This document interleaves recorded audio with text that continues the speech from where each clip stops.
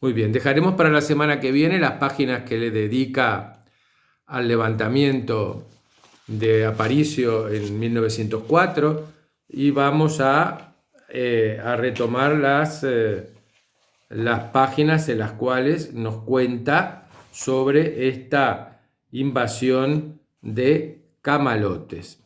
Él cuenta que los chicos del barrio iban a estudiar y a repasar algunas cosas con una señora del barrio que se llamaba Doña Natividad y que le contaba historias fantasiosas también de tipo geográfico. Y entonces él retoma, después de contar esas historias con Doña Natividad, se refiere a la invasión de Camalotes y nos dice así: fue por tanto bien explicable que recordara mucho a Doña Natividad y a su deliciosa fantasía geográfica cuando en el otoño de 1906 se empezó a hablar en todas partes de que se venía una inundación de camalotes, producida por grandes lluvias en la región central de América.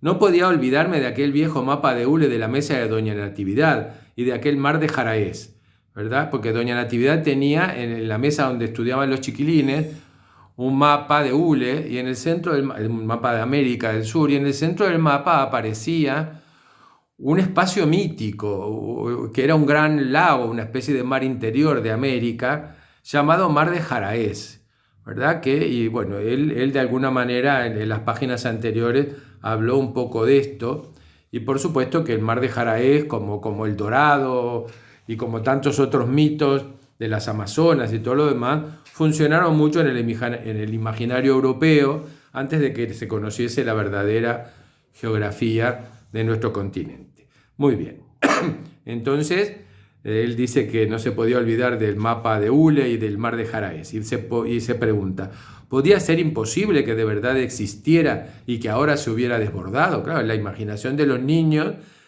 las cosas míticas y las realidades adquieren casi un mismo rango. Es muy difícil para un niño de 7 años distinguir qué es lo que es real y qué es lo que es un cuento fantasioso. Muy bien. Y continúa Guillermo diciendo: los diarios daban mucha información sobre el asunto. Se habían producido extraordinarias lluvias e inundaciones en la zona de los grandes ríos interiores tributarios del Paraná. Revivía entonces la antigua leyenda. Amplios territorios bajos del Mato Grosso, del norte del Paraguay y del este de Bolivia, los chacos paraguayo, boliviano y aún el argentino formarían una inmensa olla que ahora se habría desbordado.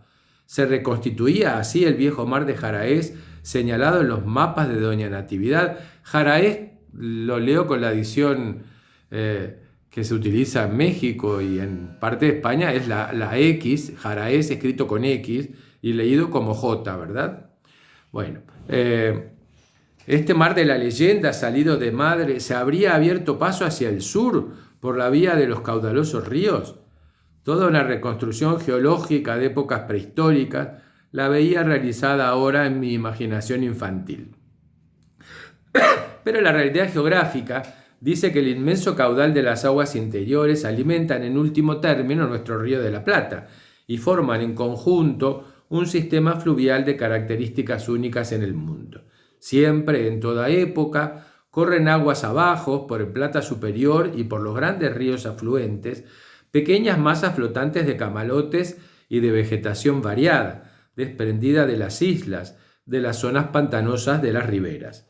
Pero en aquel año, las extraordinarias lluvias produjeron un arrastre hacia el Plata de inmensas islas flotantes, que en algunas regiones llegaban a formar verdaderos conglomerados semisólidos. Fue un hecho inusitado, de cuyo acaecimiento anterior en esa forma no se tenía recuerdo y que después de ese año no volvió a repetirse. Toda la costa uruguaya, especialmente la montevideana, se vio invadida por los camalotes, como fue en general llamado este fenómeno. Pero fue en la ensenada de Pocitos, quién sabe debido a qué mareas o a qué configuración de la ribera, que se formó una verdadera masa compacta, la que se fue apretando a sí misma de manera increíble. Lo extraordinario del asunto estaba que en la masa flotante venían toda clase de pequeños animales y hasta aves no voladoras. en cantidad enorme serpientes chicas y grandes de la zona tropical, gatos monteses, zorros, nutrias y roedores. La mayoría de los animales llegaban muertos, otros aletargados o atontados por muchos días de viaje y por el agua salada y los vientos marinos. Pero gran cantidad llegaban vivos y a veces trepados o posados en ramas o arbustos que también venían en el arrastre. Buena parte de la fauna de la región tropical de América pudo conocerse en aquella increíble invasión. Yo recuerdo que la última, de hace unos años, también había animalitos, y recuerdo que en la Plaza de Pollitos recuerdo haber alguna viborita, recuerdo haber visto alguna viborita viva que andaba por ahí.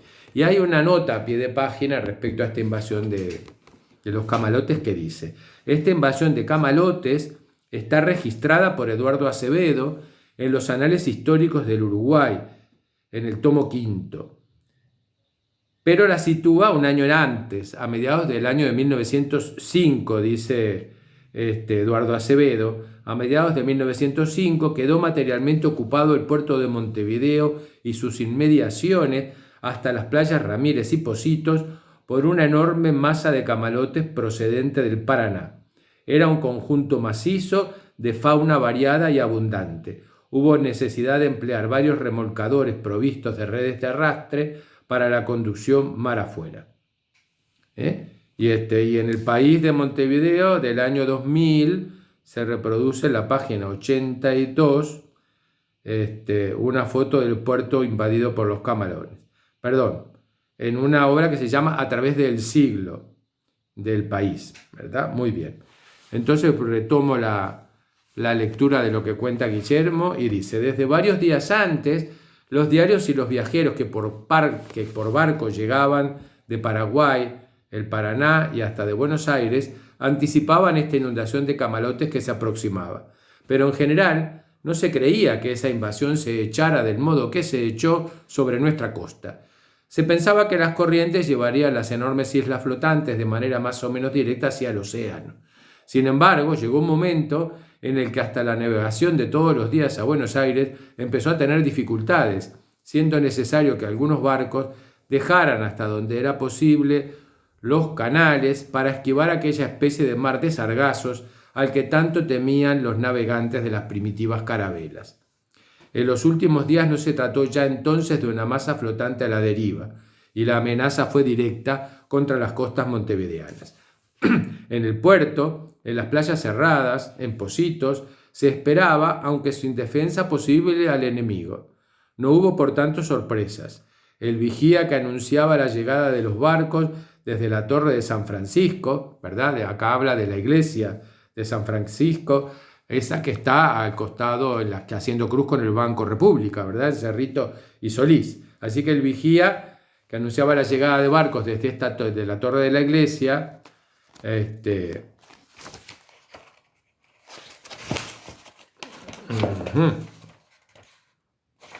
y los militares de la fortaleza del Cerro, con sus poderosos largavistas, veían acercarse cada vez la masa oscura. Lo que, sin embargo, en Pocitos no se preveía era que la configuración de la ensenada, curvada en un arco con dos puntas rocosas que tendían a cerrarla, habría de producir, más que las otras partes, una especie de solidificación del mar. Los diarios de la mañana previeron y anunciaron para el día la invasión. A media tarde, allá lejos, casi por el horizonte, más afuera de Buen Viaje, y acá hay una nota que dice Buen Viaje, las piedras del Buen Viaje, un arrecife con algunas rocas que asoman fuera del agua, que se halla al este-noreste de la Punta Brava, es decir, Punta Carretas, distante 1,5 millas y poco más de una de la costa. Así que bueno, es una zona entre el puerto y la Punta de las Carretas, hoy fondeadero para buques menores. O sea que bueno, así que esa tarde del día que anunciaban los periódicos la llegada de los camalotes, se veía detrás de los arrecifes de Buen Viaje, apareció nítida, perfectamente marcada a todo lo largo, una línea negra que avanzaba con bastante rapidez.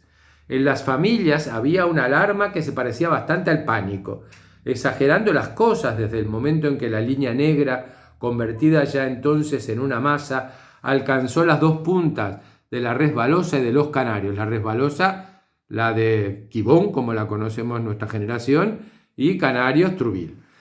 Nuestra madre ya nos negó todo permiso para bajar a la playa, donde una multitud se había juntado.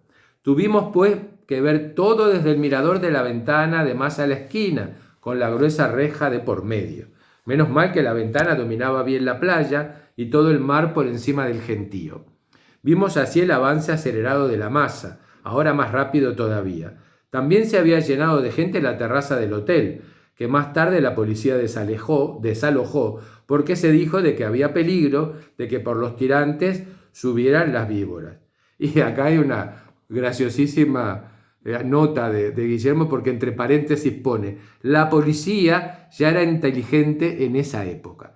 Me surgen una cantidad de chistes para hacer sobre el tema actual, pero más vale que me calle. Muy bien.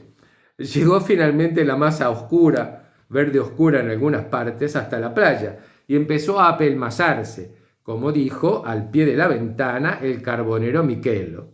Era en verdad un proceso de apretamiento de aquella masa más o menos vegetal que tendía a una solidificación, y dentro de lo que podía preverse como posible.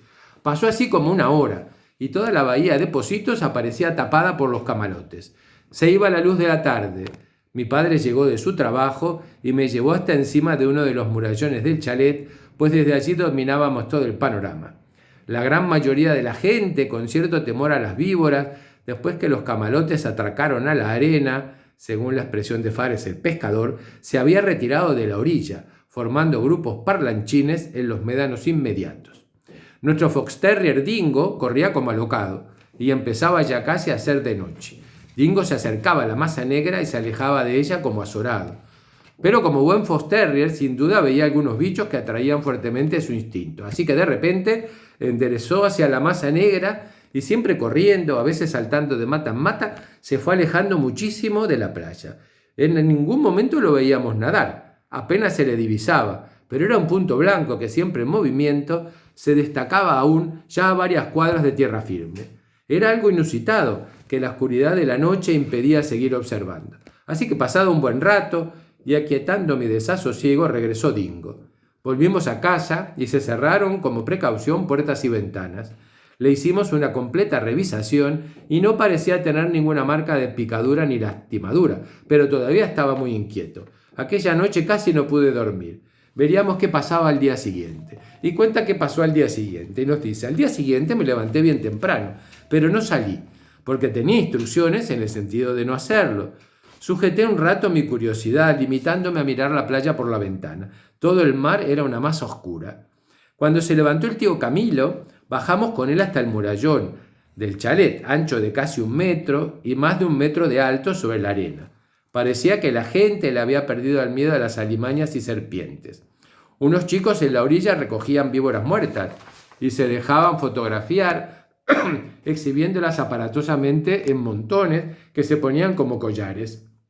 Camilo reconoció como periodistas gráficos a 2 gordos rubios que les prometían la salida en los diarios. Pero de improviso vimos algo inesperado. 2 hombres, que enseguida reconocí como nuestros vecinos los Meneguzzi, con unas tablas largas como de 1 metro, bien atadas por correas a los pies y piernas, se largaban a caminar sobre la masa de los camalotes. Al principio lo hacían con dificultad, pero luego, levantando un poco la tabla a cada paso que daban, caminaron bien sin hundirse. Estaban haciendo esquí, pero no sobre nieve, estaban haciendo esquí sobre los camalotes. Al principio, entonces, en una ramazón bastante grande que estaba como nacida en el lugar, se veía posado una especie de loro o pájaro grande de muy vivos colores. Sería una guacamaya, seguramente, un guacamayo. Mi amigo el carpintero enderezó hacia el lugar con idea de agarrarlo, pero el pajarraco, que sin duda no volaba o que no tenía fuerzas para volar, saltó y con un aleteo de gallina fue a pararse en otra rama un tanto más lejana. Los Meneguzzi continuaron en su extraña excursión, pareciendo de lejos que habían cazado una nutria o conejo o bicho semejante que chillaba tomado de una pata. Lo que resultaba evidente era que el sistema de caminar con tablas sobre el agua endurecida constituía todo un éxito.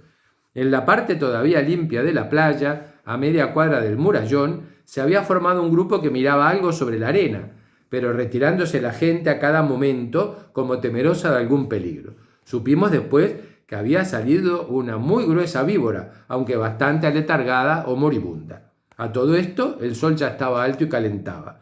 Empezaba a soplar una virazón del sureste que traía un desagradable y franco olor a podrido.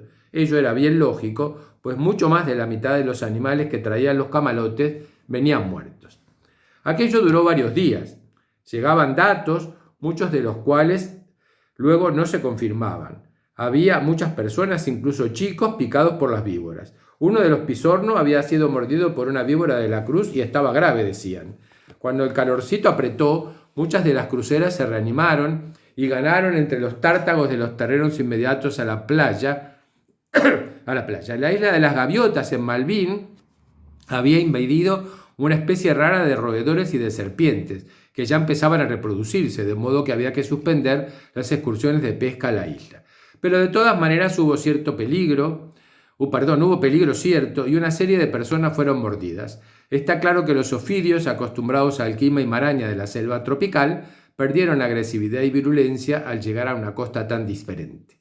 Sin embargo, no me olvidaré por vida de aquellas dos grandes cruceras, bien vivas y movedizas, que habían cazado los Meneguzzi y que tenían bajo llave en una de las dos casillas que alquilaban en la temporada de baños, y que nosotros mirábamos sin peligro por un redondel que un nudo de la madera saltado había dejado a 1 metro de altura. Cuando soplaban vientos del mar, el olor era pestilente, pero después las mismas mareas fueron desintegrando la masa de camalotes y finalmente un fuerte temporal del sur arreó con toda aquella resaca que aún quedaba. Fue una liberación. Por mucho tiempo quedaron el recuerdo y los cuentos más o menos fantasiosos o exagerados de todo lo que había ocurrido, como en las ruedas de mate de los gauchos, cuando comienzan los cuentos de aparecidos. Y de esta forma nos relata Guillermo esa experiencia tan extraordinaria de toda la costa montevideana cubierta por la bajada de los camalotes de las entrañas de nuestra América. Muy bien, espero que les hayan gustado estas páginas y continuaremos la semana próxima. Espero que pasen muy lindo, que disfruten de estos días en que el calorcito está y el tiempo está mejorando, a pesar de que está un poquito húmedo. Bueno, nos vemos entonces, que pasen muy lindo. Chau, chau.